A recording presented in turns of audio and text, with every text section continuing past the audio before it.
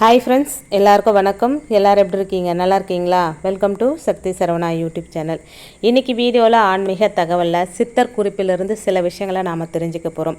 நம்மளுடைய வீட்டில் சில மாற்றங்கள் நாம் செஞ்சோம்னா கண்டிப்பாக நம்ம வீட்டில் வந்து பண கஷ்டம், மன கஷ்டம் இதெல்லாம் இருக்காமல் வீடு எப்போவுமே செல்வ செழிப்போடு இருக்கும் அப்படின்னு சித்தர் குறிப்பில் சில விஷயங்கள் குறிப்பிடப்பட்டிருக்குங்க.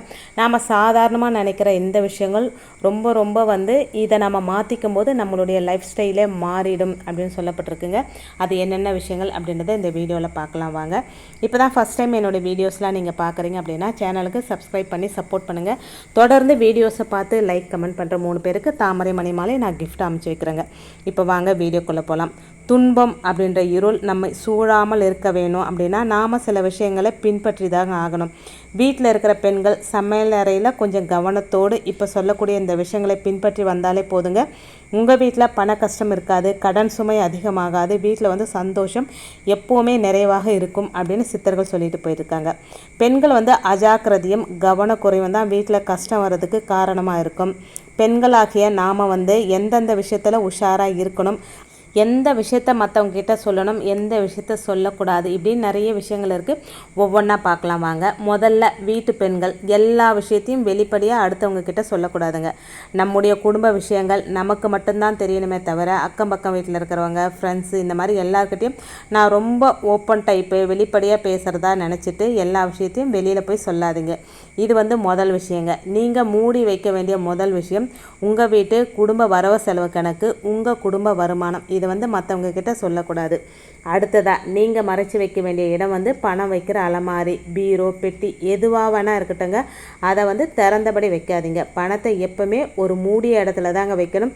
பர்ஸில் வச்சா கூட ஜிப்பு போட்டு மூடி வைங்க. பீரோவில் சாவி எப்பவுமே தொங்கினும் இருக்கக்கூடாதுங்க. பீரோவை பூட்டி சாவியை பத்திரப்படுத்தி வைக்கணும். அப்போ தான் உங்களுடைய பணமும் நகையும் வீட்டில் வந்து பத்திரமா இருக்கும்.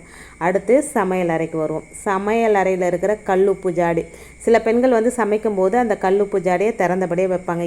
நான் கூட அப்படி தாங்க இவ்வளோ நாளாக செஞ்சுட்டு இருந்தேன். முதல்ல திறந்துட்டேன்னா அது அப்படியே என்கிட்ட வந்து கிளாஸில் தான் நான் வச்சுருக்கேன் கல்லுப்பு. அதனால் அது கை தவறி பட்டுடுமா அப்படின்னு திறந்து வச்சுட்டு சமையலெல்லாம் முடிச்சுட்டு கடைசியாக தான் மூடுவேன். இந்த பதிவுக்கு அப்புறம் நானும் வந்து இந்த சித்தர் குறிப்பில் சொன்ன மாதிரி தாங்க செய்ய போகிறோம். நீங்களும் அந்த தப்பை செஞ்சீங்களா நீங்களும் மாற்றிக்கோங்க. ஆனால் சித்தர் குறிப்பில் அது வந்து தப்பு அப்படின்னு சொல்லப்பட்டிருக்குங்க. எப்பவுமே கல்லுப்பை திறந்தால் அது தேவைக்கு எடுத்துகிட்டு உடனே மூடி வச்சிருந்தோமாங்க. எப்பவுமே கல்லுப்பு திறந்தபடி இருக்கக்கூடாதாங்க, மூடியபடி தான் இருக்கணுமா.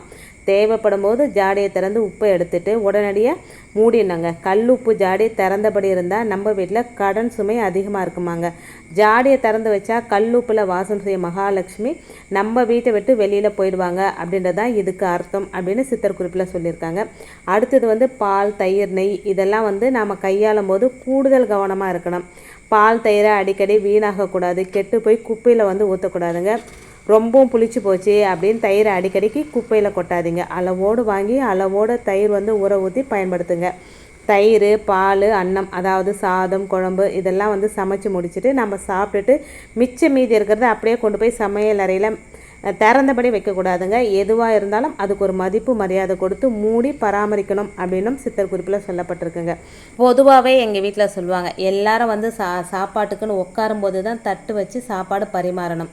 முதல்லையே சாப்பாடு போட்டு வச்சுட்டு நம்ம அதை வெயிட் பண்ணிகிட்டு இருக்கும்போது நம்ம அதுக்கப்புறம் பொறுமையாக வந்துலாம் சாப்பிடக்கூடாது. சாப்பாட்டுக்குன்னு ஒரு மரியாதை இருக்குது. சாப்பாட்டுக்காக நாம் காத்துட்ருக்கணுமே தவிர ஒருபோதும் சாப்பாடு நமக்காக காத்துட்ருக்கக்கூடாது. அந்த மாதிரி இருக்கிற வீட்டில் அன்னதரித்திரம் ஏற்படும். அதுக்கு ஒரு மரியாதை கொடுக்கணும். நம்ம எல்லாரும் வந்து உட்காந்ததுக்கப்புறம் தட்டு வச்சு அதில் சாப்பாடு பரிமாறணும் அப்படின்னு எங்களுடைய முன்னோர்கள், அதாவது என்னோடய தாத்தா பாட்டிலேருந்து சொல்லிக்கிட்டே வருவாங்க. அது இன்ன வரைக்கும் கடைபிடிச்சிட்டு வராங்க. சாப்பாட்டுக்குன்னு ஒரு மரியாதை இருக்குது. நம்ம இவ்வளோ கஷ்டப்பட்டு உழைக்கிறது அந்த ஒரு வேளை சாப்பாட்டுக்காக தான். அதுக்கு நம்ம மரியாதை கொடுத்தா தான் அது நம்ம வீட்டில் நிரந்தரமாக இருக்கும் அப்படின்னு சொல்லுவாங்க. இது உங்கள் வீட்டு பெரியவங்களும் சொல்லி நீங்கள் கேள்விப்பட்டிருப்பீங்க. அதனால் எப்பவுமே நீங்கள் வந்து உட்காந்துட்டதுக்கப்புறம் தட்டு வச்சு சாப்பாடு பரிமாறி சாப்பாடை வேஸ்ட்டு பண்ணாத சாப்பிடுங்க. அதுக்கப்புறம் முதல் வாய் சாப்பிடும்போது ஒரு பிடி சாப்பாடு எடுத்து 2 கண்ணிலும் ஒத்திட்டு அதுக்கப்புறமா சாப்பிடுவாங்க. அது வந்து சாப்பாட்டுக்கு நம்ம செய்கிற ஒரு மரியாதை. இன்ன வரைக்கும் எங்கள் வீட்டு பெரியவங்க, ஒரு வயசானவங்க இருக்கிறாங்க, ஒரு 2-3 பேர் அப்படி தாங்க இன்ன வரைக்கும் சாப்பிட்டுட்டு இருக்காங்க. நானும் பார்த்துட்டு தான் இருக்கேன்.